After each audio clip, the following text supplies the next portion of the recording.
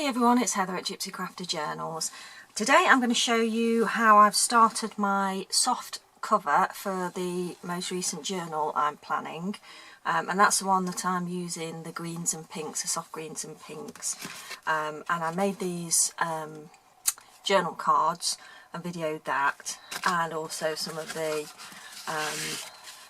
fabric elements as well, and they're going to be going into this particular journal.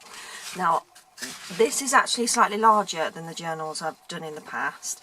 I have done A5, but I really like doing the small ones, A6 ones, which is about half this size. But I thought, you know what, I want to use some signatures that are slightly larger, so to accommodate some of those larger journaling cards. So I'm using an A5 signature for this particular journal, and I'm using a soft cover. Now, how I made the soft cover, so far what I've done, and obviously I've not completed it yet, but what I did was cut some fabric, plenty to cover my signatures. So it's going to be A5, so I wanted to make sure I'd got a really good clearance around it.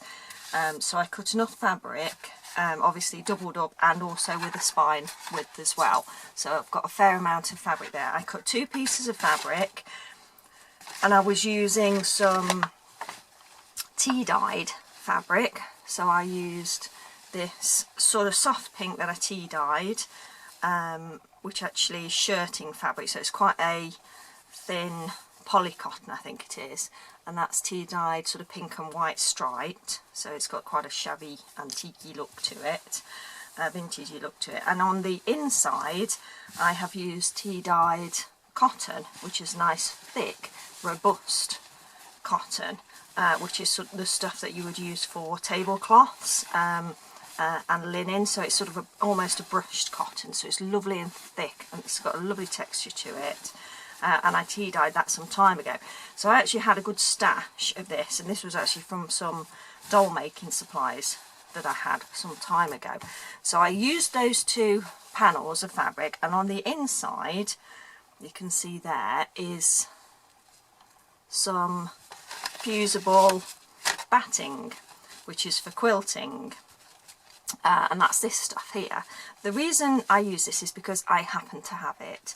And it's fusible in that there's like a light glue on each side, and if you pop that in between your fabrics and then use an iron, that will then sandwich nicely, and it stops it from slipping around, so you can then do all myriad of things to your project, and it doesn't sort of move, and your fabric pretty much stays put. So I use that just because I wanted to give it a little bit of a sort of a thickness to it, and I didn't want the sandwich to move around. Now of course obviously I could have just sewn them together, but I didn't want to do that because I wanted to experiment a little bit with the cover before I actually did any sewing to it. And the experimentation involved some felting. I wanted to use my machine felter because I've had it for ages. I don't use it very much, and I just wanted to use it in a project. So I wanted to use sort of a patchwork effect, not a huge amount on there, but I wanted to use some cotton pieces and just create a bit of a random effect. And I've also got some vintage applique that I cut out from some vintage fabric. So basically it was floral vintage fabric, which I believe may have been curtains or upholstery. I can't remember exactly, but I got this absolutely ages ago, and I've used a few bits, but I had this applique left, so I got this cut out ready to go, and I thought, you know what, I really want to use this in a project, so I've applied that to the front. So what I did was the 2 panels of fabric, the fusible batting in between to give it some structure, ironed those together. Then I took some of my offcuts of fabric pieces which already have a sew-through adhesive, iron-on adhesive on, and I just cut random pieces, stuck those on the front and ironed them on. Again, just to stop them slipping, but it's very important I use the sew-through version, so it's the it's the light version of the iron-on webbing or adhesive. And then that meant that I could use my needle felting machine, which I did just to sort of push some of the fibres through and give that lovely vintagey sort of distressed look. And I'm absolutely loving it. I think it's worked really well, and you can see on the inside where the fibres of the batting have actually pushed through, and some of the fibres of the cotton that I've used to push through, and that looks really cute as well. But you might not see that, because what I'm considering doing next, after I have finished doing the front and the back cover, what I'm considering doing is applying a pocket so that I could use this as maybe a slip-on cover, but I haven't decided completely yet, so that's to come. So there you go, that's the update on the cover. And I also picked out a few pieces of paper which may or may not be used in the journal, so I'll just show those to you. And these are from a scrapbooking pad, or various different pads. And I absolutely love these colours, and I think they will add a nice pop of colour to the journal. So I'll be using these to make a bit of ephemera, and also to add to some of the signatures, just to add a little bit of extra colour.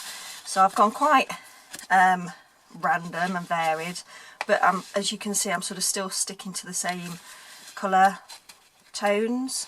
Obviously I'll tone some of this down with a little bit of ink, but they match some of my fabric items extremely well. So if you have a quick look at some of the fabric washi tape that I made, you can see that they work really well. I did also pick out a little bit of more sort of vintagey sort of styled stuff, so I'm going to pop those in as well. We'll see how it works. So I'm not guaranteeing I'm going to use all of this, but I'll certainly be incorporating some of it. Oh, bless you, that was my daughter. She's in the other room doing some homeschool at the moment, and she's going to be uploading her own video. Oh dear, that's not big, that's come undone. She's going to be uploading her own video to this channel very soon, because she's actually done some work on a little journal of her own, and she wants to show you, so we'll be uploading that later. So yeah, so that's the update. So I've got some papers ready to go in the signatures. Not made the signatures up yet. Obviously I've got all my other bits and bobs that I've made, and I've made a start on the journal cover. So we'll see how that goes, and I'll update you when I next do a bit of work on it. Thanks very much for joining me. I'll see you in the next video. Take care everyone. Bye.